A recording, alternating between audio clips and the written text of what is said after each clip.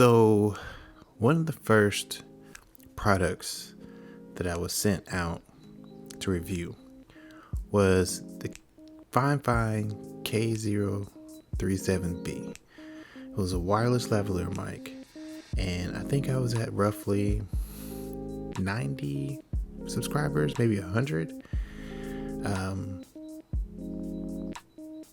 It was exciting to say the least, and it was very beneficial to have a microphone, especially a wireless one at the time.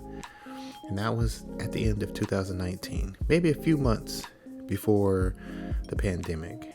And with all that being said, FIFINE has been a super generous company. They've always reached out and let me know they had a new product and asked me if I wanted to try out their new product. And in this case, they have actually sent me out the Ampligame A8. They don't have anything to say about what I need to say on this video. Everything is going to be my own personal opinion, but everything I've tried from them turns out to be quality. I will note that they did send out the original Ampligame a while back, and I liked it. I did nitpick at it a little bit because, hold on, I think I have it down here. Okay, so this was the original Ampligame, and then this one is the Ampligame A8. They both look really good. They both sound really good. And what it was about this one was the stand was like the old original traditional style stand where it had the 3 legs that came out and it sat pretty low. I actually mounted it on the same stand that I have my Shure 7B mounted to. There was no headphone jack. Like right now, I have my headphones plugged into this mic. I can hear what I'm saying. I can tell that the quality of the sound is really good. Though, since it's USB, I am recording all my audio into Adobe Audition. If you got a Mac, you can use GarageBand to record your audio, or Logic Pro or something like that, or still even Adobe Audition, Audacity, plenty of programs you can use to record your audio to get an audio track that you can sync up with your camera audio. And just for reference, I'm using the Canon R7. Yes, the Canon R7, filming in 4K fine, which is 4K oversampled 7K, and it's phenomenal. But the mic I have on top of the camera is the Rode Video Micro. It's roughly a $60 mic. Still 2 separate classes of mic, but I'll let you hear the audio quality of that one. Here's the audio quality of the Video Micro. And yeah, so that's how it sounds. The shotgun mic is probably about, I'd say 2.5 feet away from me, from my mouth. And that's what the audio sounds like in this room. There's no ambient noise outside. The fan's not on. I think the AC might be on, something like that. But for the most part, that's the audio sound you're getting from the Rode Video Micro at 2.5 feet away. This one is a desk mic, so naturally it's going to be close to my face. I'm going to be using it for gaming.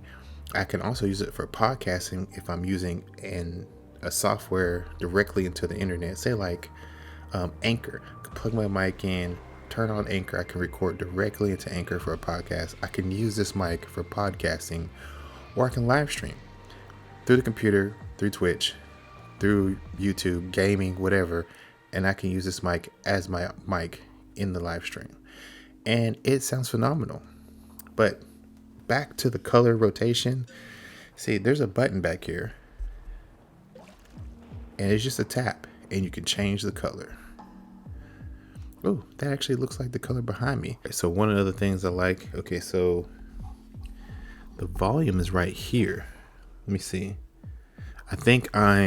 Let me pick it up. I think I'm peaking at -12 with it really close to my mouth. If I push it back just a little bit, yeah, I'm still hitting -12 based on where I'm sitting in relation to the mic. I'm peaking at -12, -12 dB. But I do have the audio maxed all the way out. I can bring it down and sound really low. You probably can't barely hear me now. I'm gonna bring it all the way back up. But if I want to mute it, I just touched the top. But so I got the color change back here, the top mute, the volume control. I wish there was a volume control for the headphones because it would work seamlessly and flawlessly with the MPC 1. And I mean, it still works. It's just you cannot control the volume of the headphone output. So audio goes in hot. If I wanted to plug an auxiliary cable from the mic to the camera, all the audio would be coming in hot from this. If I was feeding the audio from the MPC 1 out into the camera. But if I just want to, like, say, plug this auxiliary from this mic directly into the camera, I could actually do that.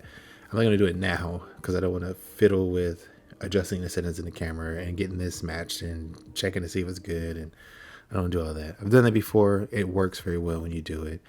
It's just, it's timely, but it works. That's the most important part. And the greatest thing is, if you don't want to plug this into your computer, you get like one of those Apple 5-watt USB bricks, the USB type A bottom, plug this into it. Or you can get a type C to type C cable, plug it in here, plug it into your 20-watt, put it in the wall, it'll power it. Then you just put your auxiliary jack here into the camera, put your headphones into the headphone jack on your camera, and you'll be set. And it'll still work. It'll work great. But if it didn't have a headphone jack, you wouldn't be able to use it like that. So anyways, yeah, it's a great mic. I like it. Fine, you did a great job. I'm glad you listened, because when I did that video, I was like, why can't I change the colors? I should be able to change the colors at this price. I shouldn't have to watch the colors change. And that was pretty much the biggest gripe in the stand, being the typical stand that they always use. I mean, I love the products, but the innovation of the color and the design was so good. It was left hanging by what they delivered, the accessories they delivered it with, or the capabilities they delivered it with. It was like, man, you could have done so much better. I still love it though, because all I got to do is pop it on a better stand and put it on a boom pole, whatever. It's great. I actually like the look of it a whole lot. Just that color rotation. It's the last thing left that you can't change, you can't do anything about. But they fixed that in the A8, and I think they have some headphones now. So be on the lookout for those if you're interested in fine products. But anyways, there'll be some links in the description if you want to get some. If you like the video, click like, subscribe, hit that bell to be notified if you want to see more content from me. My channel basically covers all forms of art and media of all genres and all mediums. And yeah, I will talk about anything: painting, drawing. If I ever get the chance to gravitate into those areas. I'm not a painter, but Shelda is a painter, and I'll link his video at the end of this one if you want to go check him out. He does phenomenal work. And then my good friend T Jolly, she's a really good photographer, as well as J Hills Photography. I'm gonna link their channels at the end of this, and then I'm gonna have a video that I suggest that you watch after you watch this one. And until next time, I'll see you guys in the next video.